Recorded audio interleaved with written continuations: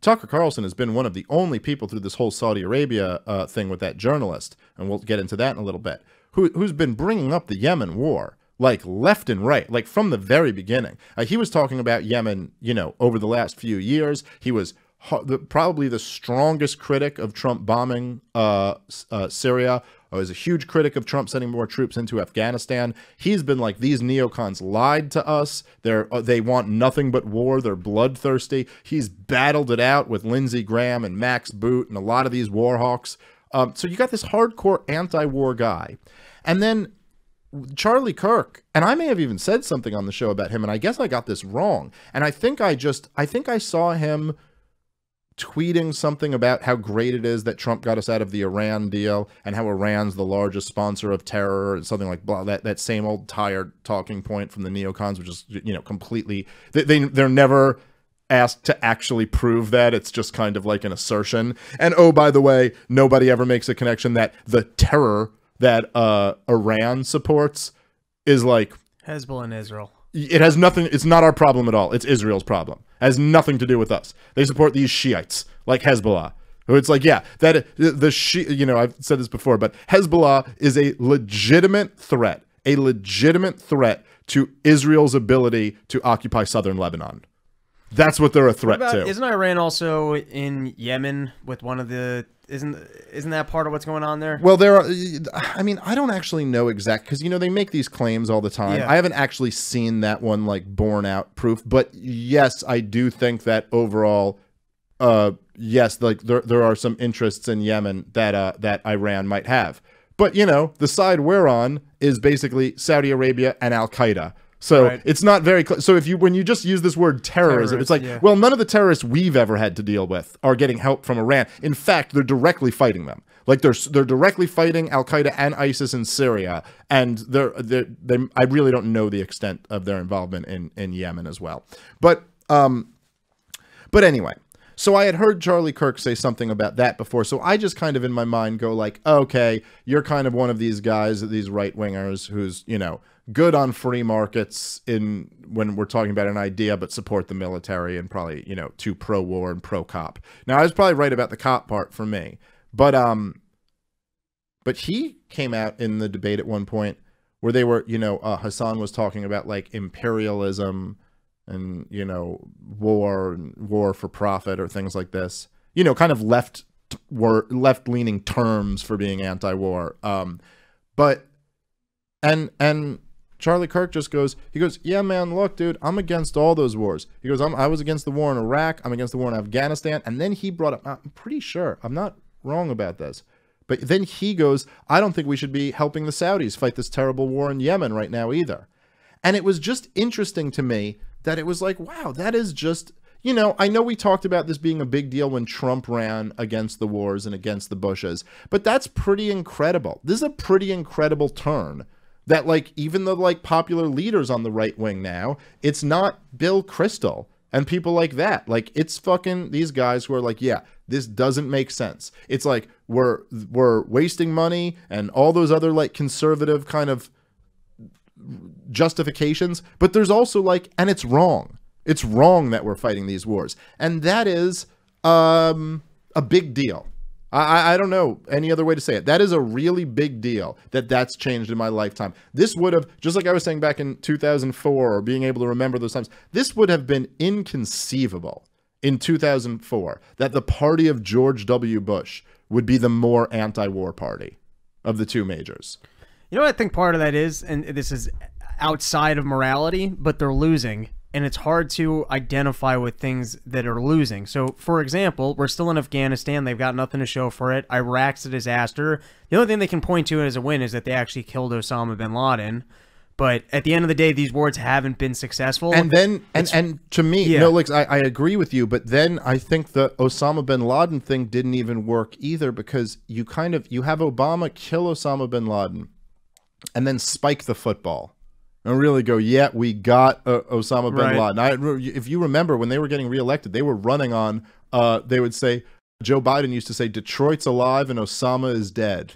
You know, like Yeah. the bailout worked, and Osama's got Detroit ended up declaring bankruptcy 2 years later. But regardless of that, it's like, okay, so Osama bin Laden's killed. So all right, so we're done. It's like, oh no, we got to stay in all these wars. So were we cutting the military budget? No, we gotta actually expand the military budget. It's like, so we're gonna repeal that Patriot Act? Is the TSA gonna not be feeling up my ball sack when I go to the airport? Like, no, all that stuff's still here. It's like, so where's the win? Like, where's the win in any of this? So even that, I feel like, didn't produce any feeling of like we won something, because we didn't. Like, objectively, what's the win? What did we get from this? It's like, well, he can't plot any more terrorist attacks. Oh, okay, so no more terrorist attacks? It's like, well, no, there's a whole bunch of the rest of them. Just it seems like there was no win there. Yeah, so ward's a really hard sell right now, especially without any attacks here in a long time. So I don't think you're going to have anyone really. I mean, you get some of these crazy guys like Bolton, but how many people, who's really out there defending or preaching for war right now? Well, just those crazy guys, those crazy neocons. And it seems like the Democratic establishment. And look, I think there's still a lot of people in the Republican establishment who still want a lot of these fucking wars. It's like, basically, it's the Democrat and Republican establishment and the mainstream media. They're the ones who still really want these fucking wars. And all those neocon intellectual types. But it's just, to me, look, I think, so I remember Murray Rothbard, Tom Woods was talking about this when he was on Reason TV recently, which I thought was really great. Matt Welsh interviewed him. I'd recommend go check that out. And he was talking about, so Murray Rothbard, the great Murray Rothbard, greatest libertarian to ever live.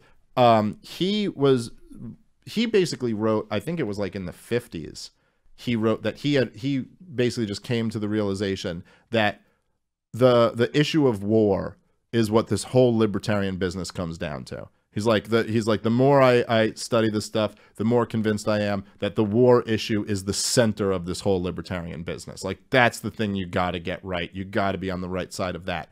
And I couldn't agree with him more about that. And I don't, you know, like, as you guys know about me, I mean, anybody who's anti-war, like, I'm really happy to talk to them about. Like, I have a lot of other views, but there's none that I care about as much as that one. If you're right on that, it's like, really, at the end of the day, I mean, like, I don't really, in comparison, I don't give a shit about abolishing the DMV.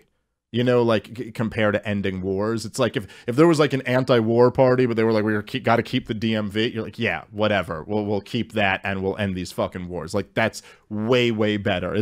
You actually have a shot at somewhat of a libertarian society if you don't have this giant warfare state, whereas you have no shot of it when you have it. And of course, it's like the most evil thing in the world. It's just, as you said, there are reasons why it's harder and harder to get on board with, because you look at it, it's like, oh, wars, you know, wars tend to destroy, oddly enough. And you've just destroyed all these fucking countries, cost trillions of dollars. It leads, as we've seen, if you're a libertarian who does care about these other issues, I mean, it leads to just this incredible growth of the state, you know? I mean, even the stuff the open borders libertarians or the leftists care about. I mean, all this stuff with ICE. It's like, oh, well, ICE is part of the Department of Homeland Security that was created when we got into all these wars. Like, that, you know, it was created after 9/11. Like, it's all part of the military-industrial complex. It's all interrelated.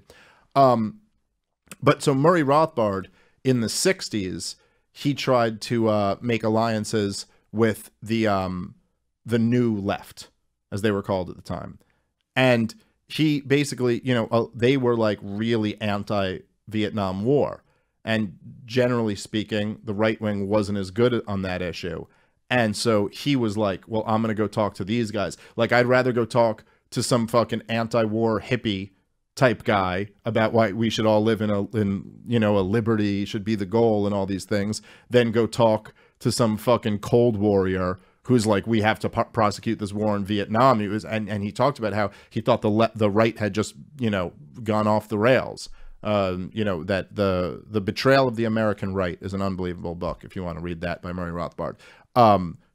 You know, he would talk about all that shit. And then, as time went on, the left anti-war movement kind of grew weaker and weaker.